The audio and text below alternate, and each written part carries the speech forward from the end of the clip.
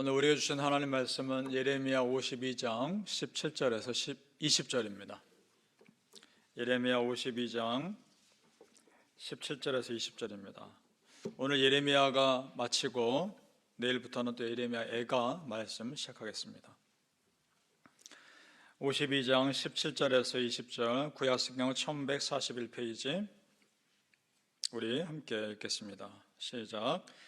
갈대아 사람은 또 여호와의 성전의 두 놋기둥과 받침들과 여호와의 성전의 놋대야를 깨뜨려 그 놋을 바벨론으로 가져갔고 가마들과 부삽들과 부집게들과 주발들과 숟가락들과 섬길 때 쓰는 모든 놋그릇을 다 가져갔고 사령관은 잔들과 화로들과 주발들과 솥들과 촛대들과 숟가락들과 바리들 곧 금으로 만든 물건에 금과 은으로 만든 물건에 은을 가져갔더라. 솔로몬 왕이 여호와의 성전을 위하여 만든 두 기둥과 한 바다와 그 받침 아래에 있는 12 놋소 곧 이 모든 기구의 놋 무게는 헤아릴 수 없었더라. 아멘. 오늘 예비하신 하나님의 은혜가 우리 성도님들께 함께 하시기를 예수님 이름으로 축복합니다. 아멘. 자, 오늘 말씀은 이스라엘 민족의 영적인 자부심이었고 참 그 민족의 자랑이었던 그 솔로몬 성전이 무너지는 내용을 기록하고 있습니다. 이스라엘 민족에게 성전은 단순히 예배드리는 장소 그 이상입니다. 마치 광야에서 이스라엘 캠프 한가운데 성막이 있었던 것처럼 이스라엘 온 민족을 하나로 모으는 영적인 중심지였습니다. 그 성전이 무너졌습니다. 그것도 침략자 바벨론에 의해서 성전의 귀한 물건들이 약탈당하고 있는 상황입니다. 이 상황 자체가 이스라엘 백성들은 굉장히 충격이었을 겁니다. 17절을 다시 보시기 바랍니다. 17절에 갈대아 사람은 또 여호와의 성전의 두 놋기둥과 받침들과 여호와의 성전의 놋대야를 깨뜨려 그 놋을 바벨론으로 가져갔고, 이스라엘 민족에게 성전의 물건은 감히 건드릴 수 없는 물건입니다. 제사장들이 건드릴 수 있었고 예배 때 쓰는 물건이기 때문에 함부로 할 수가 없는 물건들이었습니다. 그런데 지금 그것을 함부로 만지고 있고 깨뜨리고 있고 가져가고 있습니다. 바벨론 사람들에게 그것은 더 이상 거룩한 물건이 아닙니다. 그저 돈이 되는 물건이었을 뿐입니다. 자, 성도님들 보세요. 솔로몬 성전에서 예배의 거룩함이 사라지자 그곳이 사람들에게 밟히는 곳이 됩니다. 믿습니까? 마치 맛을 잃은 소금과 똑같은 겁니다. 신약 성경에서 예수님이 이런 말씀하시죠. 너희는 세상의 소금이니 소금이 그 맛을 잃으면 무엇으로 짜게 하리요? 후에는 아무 쓸데없어 다만 밖에 버려져 사람에게 밟힐 뿐이니라. 이 말씀이 비유가 아닙니다. 실제 그 당시 그랬습니다. 그 당시 그곳에 소금은 불순물이 많아서 제대로 관리되지 않으면 그 짠맛을 잃어버렸답니다. 그럼 그 짠맛을 잃어버린 소금은 어떻게 되느냐? 유대인들이 집에 지붕이 평평하니까 그 지붕에 뿌려졌다는 거죠. 그러면 그 지붕을 견고화하는 데는 도움이 됐다는 겁니다. 그럼 지붕에 사람들이 보통 모임들을 갖는데 그곳에서 실제 사람들에게 발에 밟히는 거죠. 우리 크리스천으로서의 정체성을 잃어버리면 세상이 우리를 우습게 볼 겁니다. 사랑하는 성도님들, 진실한 예배자로 남으시고 우리가 예배드리는 성전이 참으로 귀하게 쓰일 수 있기를 축복합니다. 20절 또 보시죠. 20절 말씀 제가 읽겠습니다. 솔로몬 왕이 여호와의 성전을 위하여 만든 두 기둥과 한 바다와 그 받침 아래에 있는 12 놋소 곧 이 모든 기구의 놋 무게는 헤아릴 수 없었더라. 특별히 지금 바다라고 하는 성전 물건이 나옵니다. 이 바다는 어떤 곳인가? 큰 원형 모양의 물그릇입니다. 굉장히 커서 바다라고 부릅니다. 단순히 손 씻고 제사드릴 물건 닦는 물두멍이 아닙니다. 큰 물통입니다. 열왕기에 보면 자세히 기록되어 있는데 그 지름이 약 5m입니다. 지름이 5m입니다. 규모를 한번 생각해 보십시오. 높이가 2.5m나 됩니다. 그 두께는 한 뼘입니다. 그런 큰 물통입니다. 그 놋이 얼마나 많이 들어갔겠습니까? 이것은 어디에 쓰였느냐?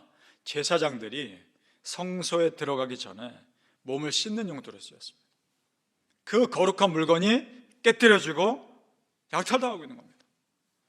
자, 그 영광스러운 솔로몬 성전이 왜 이렇게 되었을까? 조금 전에도 잠깐 말씀드렸지만 성전이 성전으로서의 역할을 잃어버렸기 때문입니다. 지금 이스라엘 백성들 스스로 생각하기에는 하나님의 거룩한 성전이 무너진다라고 여겼을지 모르겠지만 하나님 보시기엔 아니었습니다. 하나님 보시기엔 더 이상 성전이 아니었습니다. 우상숭배 장소였기 때문에 그렇습니다. 므낫세 왕 때부터 일어난 일입니다. 열왕기상 21장 5절에 이렇게 되어 있습니다. 므낫세 왕 때 이런 일이 있었습니다. 또 여호와의 성전 두 마당에 하늘의 1월 성신을 위하여 제단을 쌓고, 그 1월 성신, 우상을 섬기는 제단을 어디에 쌓았다는 겁니까? 성소에, 성전에 쌓고 섬겼습니다. 자, 그러면 우상과 하나님을 겸하여 섬기는데 어떻게 그곳이 더 이상 거룩한 곳이 됩니까? 하나님 보시기에는 우상 숭배 장소였을 뿐입니다. 세상 건물이었을 뿐입니다. 그래서 성전이 무참히 무너지는 것을 내버려 두신 겁니다. 참 두려운 일 아닙니까? 이것을 우리에게 적용해 보아야 합니다. 이런 겁니다. 나는 나 스스로를 하나님 백성이라고 여기는데 마지막 날 하나님이 나 너 모른다. 그럼 어떻게 합니까? 그리고 하나님이 이렇게 말씀하시면 어떻게 합니까? 내가 너희 중심을 아는데 네가 세상 사람들과 다를 게 뭐냐? 이렇게 말하시면 어떻게 합니까? 참 두려운 일입니다. 그래서 하나님은 계속해서 마음을 강조하시는 겁니다. 구약에서부터도 이사야 1장 11절 12절에 여호와께서 말씀하시되 너희의 무수한 재물이 내게 무엇이 유익하뇨? 너희가 내 앞에 보이러 오니 이것을 누가 너희에게 요구하였느냐? 내 마당만 밟을 뿐이니라. 아멘. 그렇습니다. 이스라엘 백성들의 제사는 그저 성전 마당만 밟는 제사였던 겁니다. 진실한 예배가 아니었던 겁니다. 그러면 아무리 화려한 솔로몬 성전인들 무슨 소용이 있겠습니까? 그저 건물에 불과할 뿐입니다. 지금 우리 교회가 성전을 놓고 기도하고 있는데 성도님들 한 가지 더 중요한 기도가 있습니다. 그 성전에서 내가 바른 예배자로 서는 겁니다. 믿습니까? 그것이 더 중요한 겁니다. 바라기는 성도님들 다 보고 계시고 다 알고 계시는 하나님 앞에서 바른 예배자로 먼저 서시기를 예수님의 이름으로 축복합니다. 아멘. 그렇다면 우상 숭배에 빠진 이스라엘 백성들의 성전은 그저 그들의 종교적인 만족감 채우는 곳에 불과했을 뿐입니다. 그래서 하나님은 그 성전을 과감히 허무십니다. 그 성전 하나님이 허무신 겁니다. 겉으로는 바벨론 제국이 침략해서 허문 것 같으나 실상 하나님께서 허무신 겁니다. 이제 더 이상 그곳은 하나님의 성전이 아니었기 때문입니다. 그리고 다시 시작합니다. 그것이 어떻게 됩니까? 나중에 바벨론에 끌려갔던 그 유다 백성들의 후손이 다시 와서 그곳에 성전을 다시 세웁니다. 스룹바벨이라는 사람의 지도 아래 다시 세웁니다. 그래서 우리가 그걸 어떻게 부릅니까? 제2성전 또는 스룹바벨 성전 이렇게 부릅니다. 솔로몬 성전에 비하면 참으로 초라하죠. 그런데 하나님은 그것을 기쁘게 받으십니다. 왜냐? 진실한 예배가 드려졌으니까. 성도님들, 진실한 예배가 드려지는 그곳, 진실한 예배자가 있는 그 성전, 그곳이 성전입니다. 믿습니까? 그런데 그 사람이 지은 성전도 시간이 갈수록 그 의미를 잃어갑니다. 예수님 시대에 생각해 보죠. 예수님 때의 성전은 헤롯 왕이 지은 헤롯 성전입니다. 그곳에서 어떤 일이 일어납니까? 그 성전이 예배 장소가 아니라 장사하는 장소가 되어버립니다. 사람들이 재물을 어떻게 준비해야 됩니까? 자기 집에서부터 정성껏 흠없는 재물을 가지고 와야 되는 것이 정상입니다. 그런데 귀찮기도 하고 그 재물을 가는 도중에 상처 날까 봐 걱정되기도 하고 그래서 재물을 성전에 와서 삽니다. 그런데 그 과정에서 폭리를 취하더라 이겁니다. 제사장들이 알면서도 모른 척합니다. 그래서 성전에서 쓰이는 화폐가 따로 있었습니다. 그걸 바꾸는 과정에서도 폭리를 취하더라 이겁니다. 그러니까 성전이 장사하는 곳이 되어버린 겁니다. 예수님이 그래서 어떻게 합니까? 장사하는 사람들 상을 다 뒤엎고 회초리를 만들어 채찍질 만들어 해서 다 쫓아냅니다. 평소의 예수님이 아닙니다. 너무나 화난 예수님 모습이었죠. 무슨 말입니까? 하나님은 성전이 더럽혀지는 것을 너무나 싫어하신다는 겁니다. 믿습니까? 이에 다른 유대인들이 예수님께 와서 따집니다. 그러면서 이렇게 말해요. 요한복음 2장 18절에 이렇게 말합니다. 이에 유대인들이 대답하여 예수께 말하기를 네가 이런 일을 행하니 무슨 표적을 우리에게 보이겠느냐. 이 말은 무슨 말이냐면 네가 무엇을 믿고 지금 그렇게 하느냐, 어떤 것을 그럼 우리에게 보여주겠느냐, 이런 말을 하고 있는 겁니다. 그러자 예수님 대답합니다. 예수께서 대답하여 이르시되 너희가 이 성전을 헐라 내가 사흘 동안에 일으키리라. 사흘 동안에 참 성전 되신 예수님 당신께서 부활하실 것을 말씀합니다. 그러면서 이제는 마음에 없는 거짓 예배 다 폐하시고 진실한 예배 찾으신다, 이 말입니다. 하나님이 찾으시는 자, 진실한 예배자들입니다. 우리가 그렇게 되기를 바랍니다. 그런 사람 찾으신단 말입니다. 성도님들, 이것이 하나님의 역사입니다.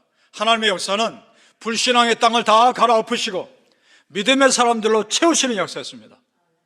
노아 홍수 사건 생각해 보십시오. 불신앙의 사람들 다 물로 덮으시고 노아의 가족으로 새로운 재창조를 하십니다. 홍수 사건도 사실은 비슷합니다.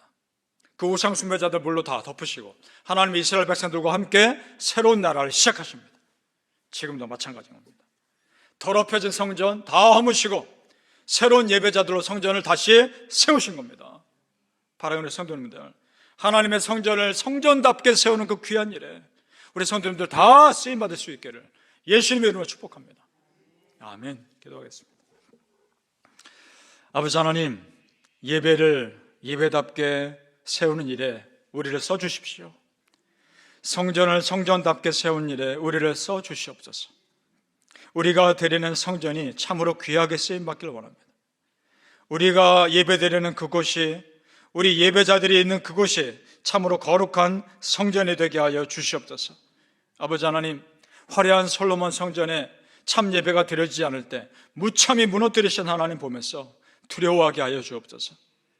우리가 지금 이곳에서 진실한 예배를 드리고 있는 겁니까? 내가 정말 하나님 앞에 진실한 예배자로 서 있는 겁니까? 내 만족을 위해서가 아니라 하나님께 영광 돌리기 위해 예배 드리고 있는 것입니까? 하나님, 그런 예배자들이 되게 하여 주시옵소서. 참으로 두렵고 떨림으로 오늘 하루도 살아가게 하시고 진실한 예배자를 정말 찾고 계신 하나님 앞에 그 진실한 예배자로 서게 하여 주옵소서. 마지막 날 내가 너를 모른다가 아니라 내가 너를 너무나 잘한다, 착하고 충성된 종아, 이 말 다 듣게 하여 주시옵소서. 감사하며 예수님의 이름으로 기도합나이다. 아멘.